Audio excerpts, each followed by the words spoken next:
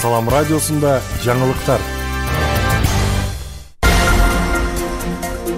Эфирде жаңылыктар программасы. Урматтуу Салам радиосунун угармандары, ошондой эле биздин YouTube каналыбыздын көрөрмандары. Бүгүнкү эфирде мен Аскар Баймуратов алып барам. Саламатсыздарбы?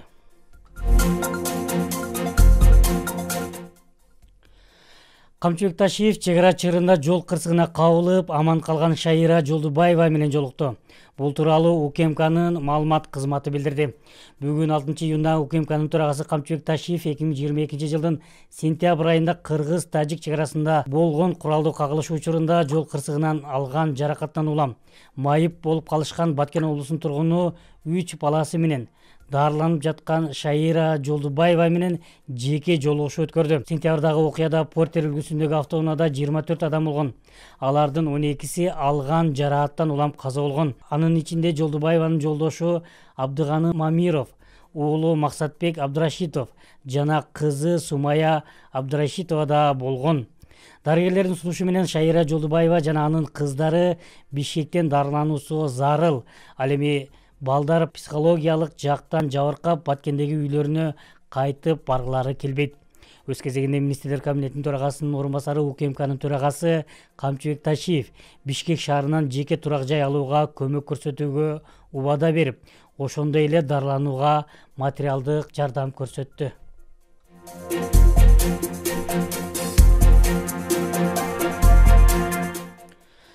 Жол четинде мыйзамсыз соода кылгандарга айып пул салынат. Бүгүн 6-июнда Баткен шаарынын Борбордук көчөлөрүнүн бири Сайдыман Ажы көчөсүндөгү жол боюнда нан жана мөмө жемиш саткан соодагерлердин соода жайлары жылдырылды.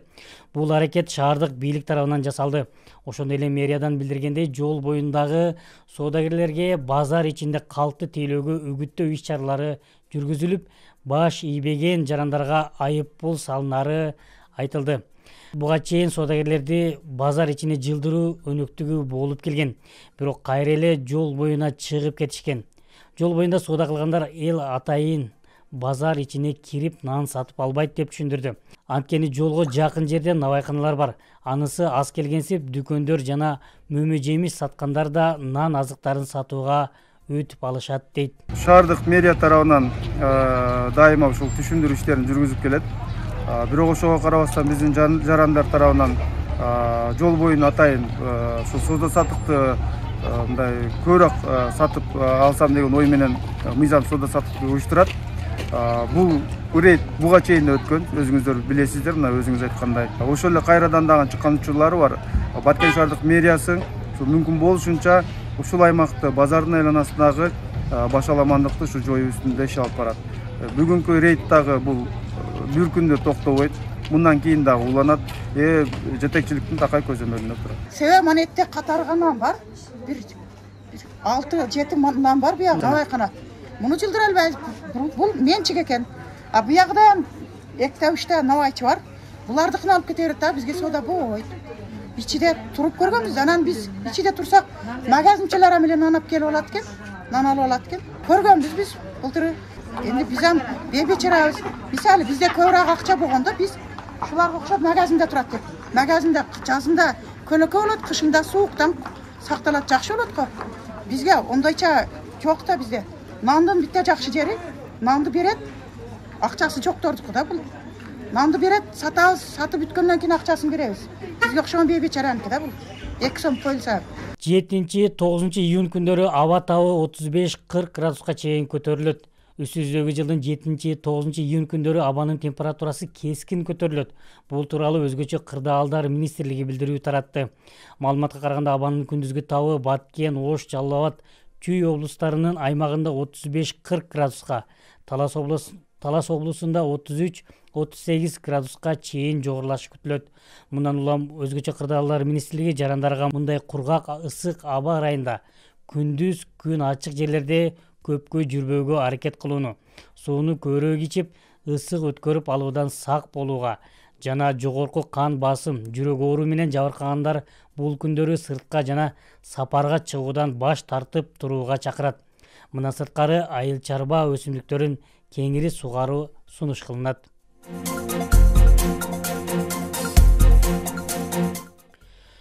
Баткен облусунун аймагында ата энеси жок балдарга жана жалгыз бой энелерге көмөк көрсөтүлүп жатат.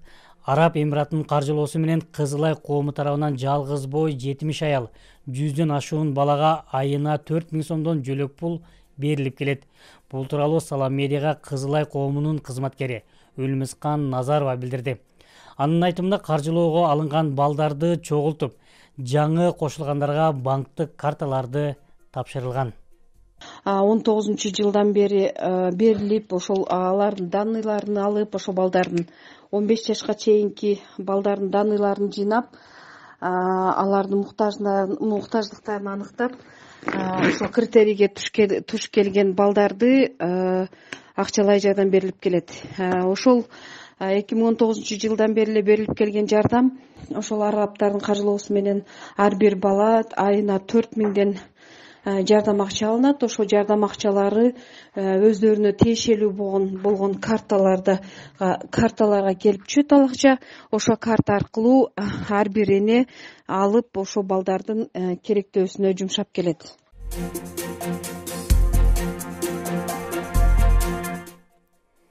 Чоңдор арасында кикбоксинг боюнча Кыргызстандын чемпионун баткендиктер тосуп алышты. Баткен районунун Актатыр айылынын тургуну Нуртилек Жолболдиев 51 кг салмакка чейинки спортчулар арасында чемпиондук курду утуп алды. Ал бүгүн 6-июнь күнү Баткенге келди.